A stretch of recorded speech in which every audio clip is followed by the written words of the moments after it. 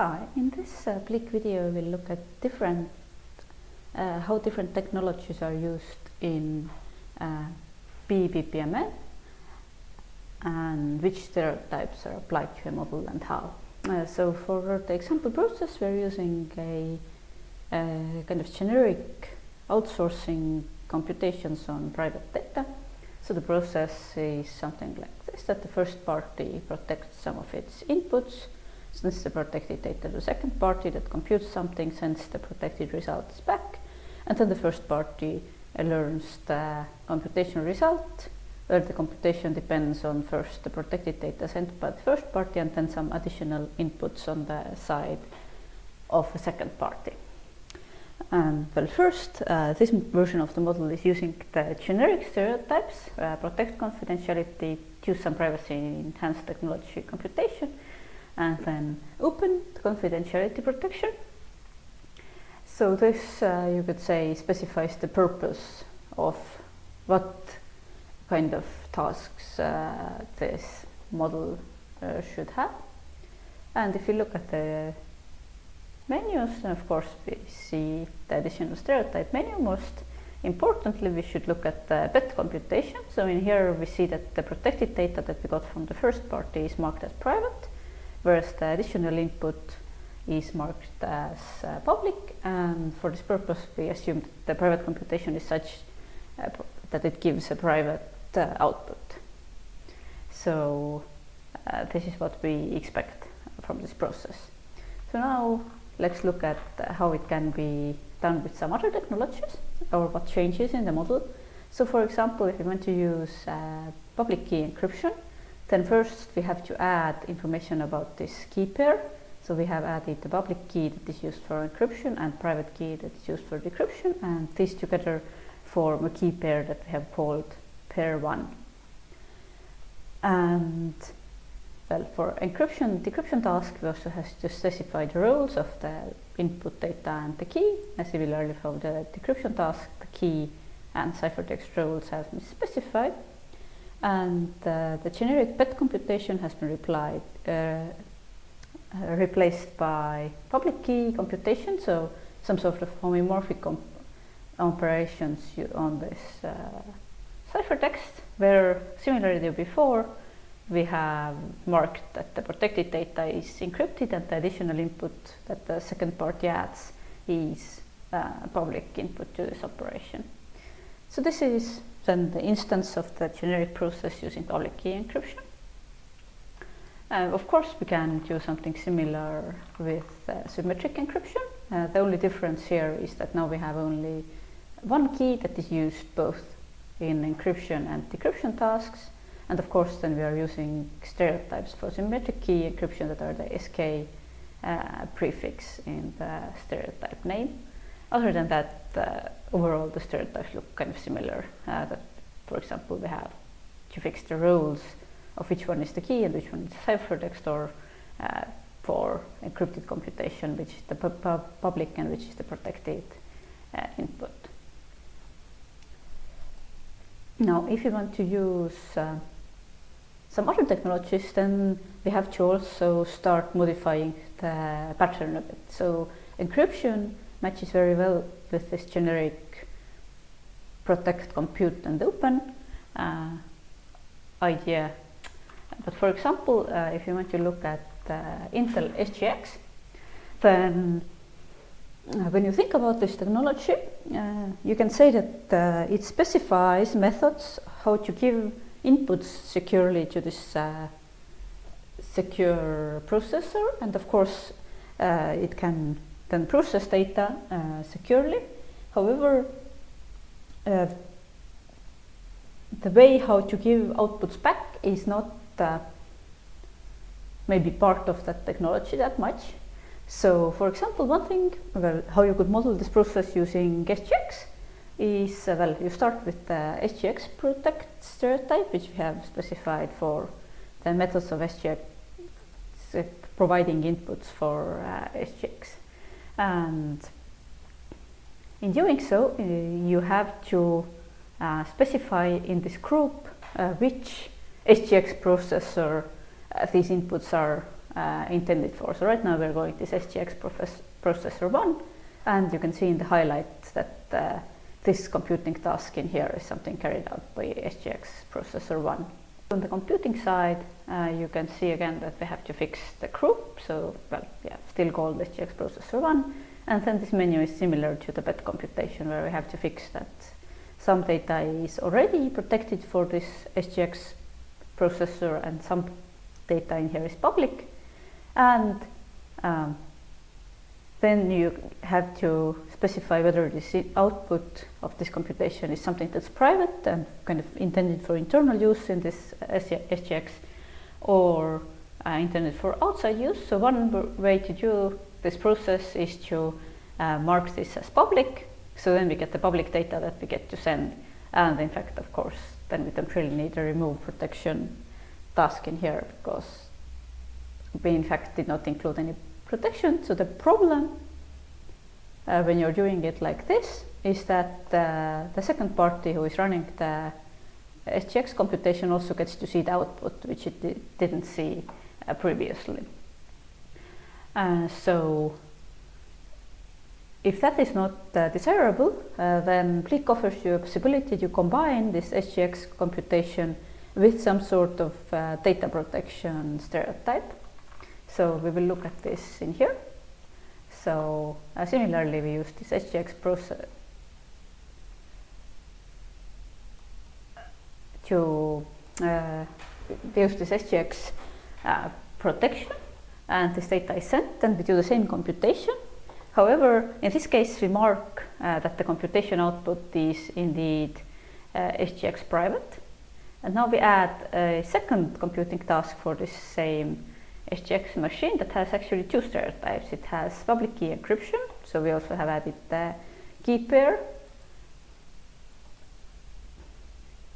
that is in here, and it has the SGX computation stereotype. So if you look at this, then, well, first of all, now this is the second SGX processor, so the group ID for this is SGX2. So these are these two computation tasks are carried out by this SGX instance. But more importantly, we now have two possibilities. We can either mark that this computation is defined by some sort of a script, or by choosing output of another stereotype, we define that this SGX computation actually carries out some task that is specified by another privacy stereotype in Bleak. In this case, this stereotype is, of course, public key encryption. And now, similarly as before, you have to choose the protection level, or fix the protection level of the inputs. So the public key, we assume, is a public input. The protected input, of course, is SGX private.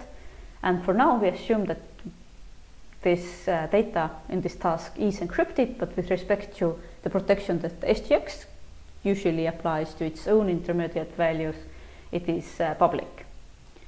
So these kind of settings you can use, and then the fact that the output is actually encrypted is defined in the setup for the public key encryption stereotype, where you can, well, fix the input data and the key, and the output data by definition is protected. So currently SGX computation is the only stereotype that allows these kinds of combinations of this computation stereotype with protection stereotypes of other technologies. Overall, of course, these combinations are possible also with other technologies. For example, you could I don't know, encrypt something with secret key under public key encryption and so on, but these are not yet implemented in Bleak. In addition to SGX, things go a bit even more kind of interesting when you're trying to use some version of secure multi-party computation. So let's consider a version to do this protocol when you want to outsource it using secret sharing to, well, then two servers computing the data for you instead of one. So in this case, the first goal is, well, the protection task is secret sharing, and you choose actually two pieces of the data. which are then respectively sent to the two parts representing the outsourcing party. So they both receive a share of the data, and then we assume that they both know this additional input that was otherwise provided by the second party. And now we actually want to say that they compute something together on these secret shares. And similar to kind of SGX groups, also in secret sharing we use groups. But in this case, the group identifies joint computation. So both of these tasks are in group SS1, so these are doing one shared computation.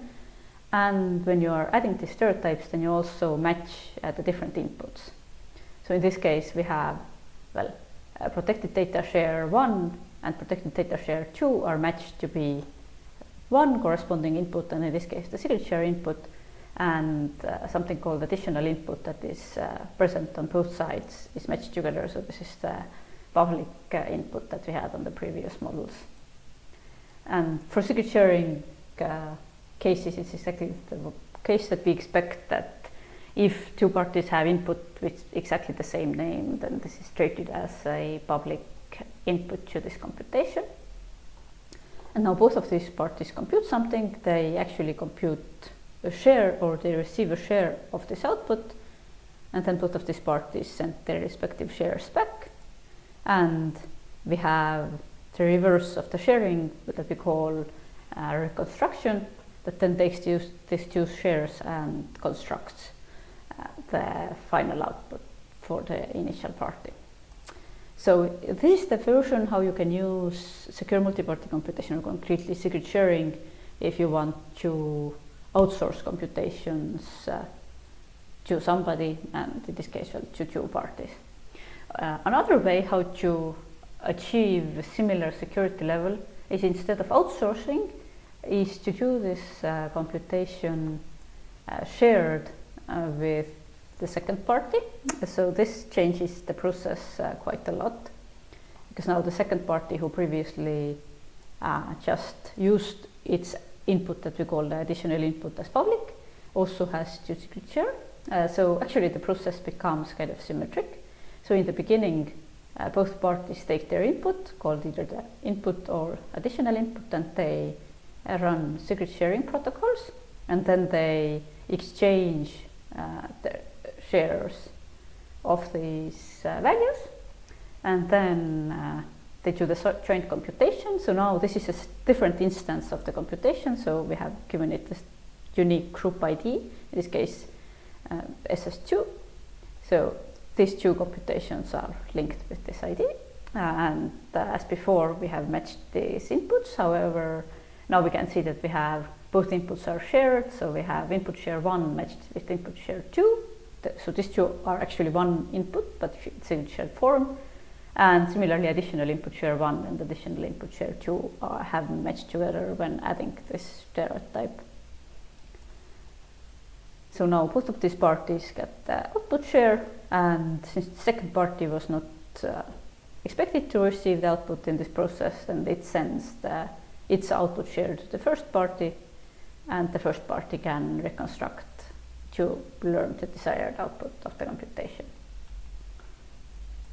And in fact, this process already can be generalized a bit differently than our initial process with protect, compute, and open. So this kind of joint computation, since it's symmetric for the two parties up until to the fact that some party may get the output and some not, then we have actually a generic MPC stereotype that can be used instead. MPC stereotype allows for very simple models, but maybe some of the connections is not obvious, but it works similarly to how we did shared computations. So for each of these tasks you define a group. So these two tasks right now are in a group called MPC, so these are doing some joint computations. Right now, on one hand, we have the input as the input for the second part, we have the additional input data as the input, and we can see that only the first party learns some output from this process. And well, click analyzers then can understand that this computation result actually depends on both the input and additional input, because these two MPC tasks have been linked together. So these were different ways how to look at kind of similar idea of outsourcing with different either technologies or these different generic stereotypes. These are ways how to do these models. However, of course, when adding the stereotypes or when trying to run the analysis, you may notice that you may run into different errors regarding the stereotypes. And we will look at some of the examples and to understand what they mean. So for example, right now we have this MPC group that contains two tasks, and these are computed together. So for secure multi-party computation, it's a reasonable assumption that there is at least two parties computing something together. So let's see what happens if I now switch one of these MPC tasks so that they are in a different group, and I save the stereotypes. Now, if I'm running the analysis, I can see that in fact I get an error for both of these tasks saying that right now both of these groups have exactly one task in them, but we expect that secure multi-party computation is joint between many parties, so there must be at least two computations. So let's well, switch this to back to the first group. Both the reconstruction type or computation type stereotypes produce errors if the inputs that they get are not of the correct type. So, for example, if I simply remove the computation stereotype from here, then now we don't have any information about the type of this output. So if I run the analysis, then I can see that I get an error on this stereotype because this particular input should be protected, but the analysis does not find the protection task in here. And similarly, well, of course we can solve it if we add back the data processing stereotype that we had in here called PET computation, and we have to do it with that now it's again valid. However, for example, if again we change this so that the output is set to be public instead of private, then we can run the analysis, and again we get the problem that this is not private, so we don't have any protection to remove, and this is now because we have marked this as private instead of public. When it comes to using stereotypes for encryption, then in addition to having the wrong type for the main input, you can also have errors regarding the keys. So for example, if I remove this key stereotype from the private key, then I get actually two errors. On one hand, I get an error about this decryption task because the key input does not have the right type because I removed the public key, private key type. And also I get an error on the side of the respective public key because it expects that there is a private key of this key pair also somewhere on the model. And similarly, if I actually add the private key stereotype, but in a different key pair, so right now this key is not paired with the public key that we are using on this model. So I also get the same error, well, not the same error, but similar errors. So right now I get getting an error that this public key decryption task understands that the ciphertext input is in fact encrypted with this key, because we expect that the computation task gives out the output encrypted for the same key pair, and the private key that it actually gets as an input is of a different key pair. So in this case, it notices that there is a mismatch between the protected data and the key that can open it and the actual key that we're using. And similarly as before, we get an error that both of these keys actually expect that there should be a respective public or private key in the same key pair.